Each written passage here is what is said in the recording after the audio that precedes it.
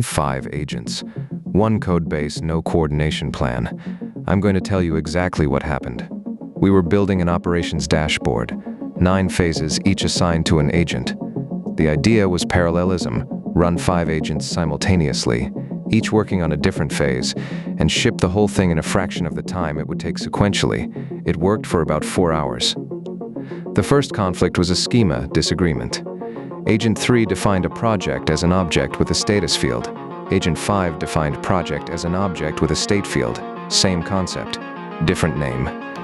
Neither agent knew the other existed. When their code merged, the dashboard rendered half the projects with status badges and half with nothing. No error, no crash, just silent data loss on every other row.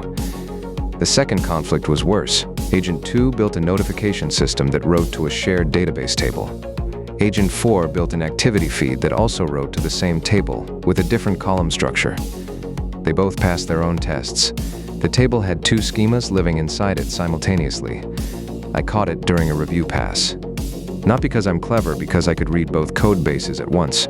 A human reviewer would have looked at Agent 2's PR, approved it, then looked at Agent 4's PR and approved it. Each one looks correct in isolation.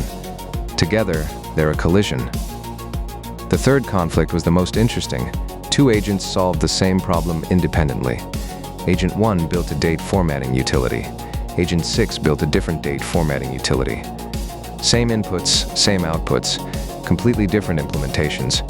Both worked, but now the codebase had 2 ways to do the same thing, and every future agent had to guess which one to use. None of these conflicts were bugs in the traditional sense. Every agent wrote correct code. Every agent passed its tests. The failures only existed in the relationships between their work, in the spaces where their assumptions overlapped without alignment.